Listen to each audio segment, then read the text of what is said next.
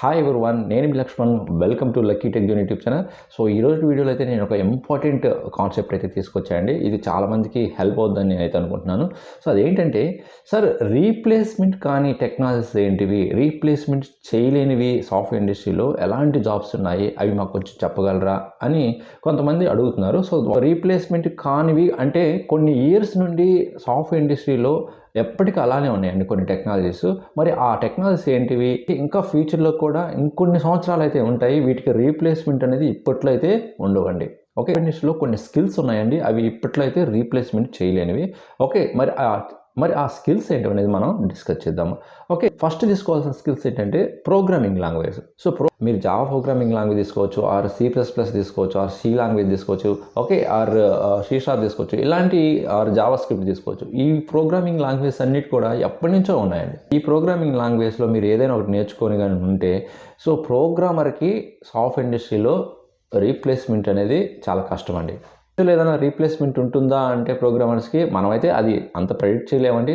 Okay, but next 5 to 10 years అయితే మాత్రం replacement అయితే చేయలేరండి. ప్రోగ్రామర్స్ జాబ్స్ అనేవి చాలా safe side IT jobs.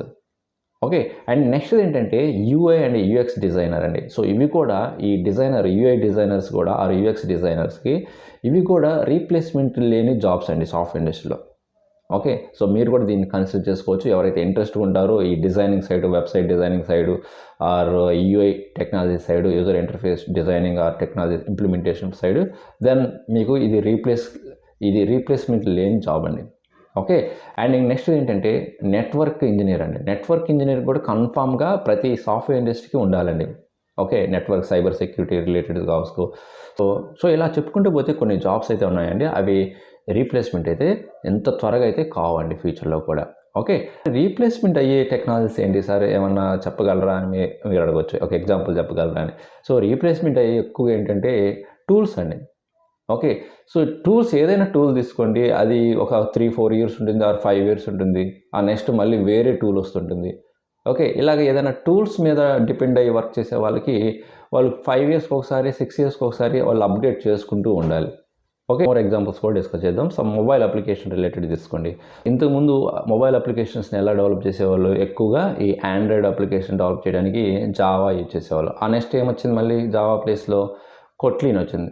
Okay, ఆ తర్వాత ఏమొచ్చింది, ఒక అప్లికేషన్ ఆర్ యాప్ని డెవలప్ చేస్తే అది ఎనీ ప్లాట్ఫామ్ మీద రన్ అయ్యేటట్టు డెవలప్ చేస్తున్నారు. సో దానికోసం మనం కొన్ని స్విఫ్ట్ అని ఆర్ రియాక్ట్ నేటివ్ అని, ఓకే, ఇలాగా కొన్ని ఫ్లటర్ అని, ఇలాంటి కొన్ని టెక్నాలజీస్ మళ్ళీ మొబైల్ అప్లికేషన్ డెవలప్మెంట్ని రీప్లేస్ చేస్తున్నాయి. అంటే కంప్లీట్గా అయితే కావండి.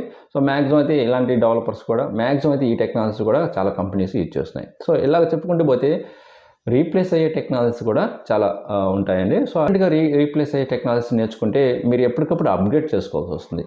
అదొకటే ప్రాబ్లం. రీప్లేస్మెంట్ ఏవైతే అవుతాయో సాఫ్ట్వేర్ జాబ్స్, అవి నేర్చుకోవడం వేస్ట్ అని నేనైతే చెప్పడం లేదు. కానీ వాటికి ఏంటంటే ఎప్పటికప్పుడు మీరు మళ్ళీ మార్కెట్లో ఏదైతే డిమాండ్ ఉంటుందో వాటిని మీరు అప్గ్రేడ్ చేసుకుంటూ ఉండాలి. సో ఎప్పటికప్పుడు మీరుగా అప్డేట్ అవుతూ ఉండాలి. అదొక్కటే అండి మెయిన్ ప్రాబ్లం. నాట్ ఓన్లీ ఈ టూల్స్ అని కాదు, ఈవెన్ ప్రోగ్రామర్స్ కూడా ఎప్పటికప్పుడు వాళ్ళ స్కిల్స్ని ఇంప్రూవ్ చేసుకుంటూ ఉండాలి, అండ్ సమ్ అడిషనల్ టూల్స్ని నేర్చుకుంటూ ఉండాలి. వాళ్ళు కూడా అప్గ్రేడ్గా ఉండాలి. కానీ స్టాండర్డ్గా ఉండేది మాత్రం ప్రోగ్రామింగ్ లాంగ్వేజ్ అండి. ఎప్పటికి కూడా స్టాండర్డ్గా ఉండేవి ఒక programming language jobs. Okay sir guys mind. So మీకైతే అండర్స్టాండ్ అయింది అనుకుంటున్నాను, ఎలాంటి టెక్నాలజీస్ రీప్లేస్మెంట్ లేనివి అండ్ ఎలాంటి టెక్నాలజీస్ రీప్లేస్మెంట్ అవేవి అనేది.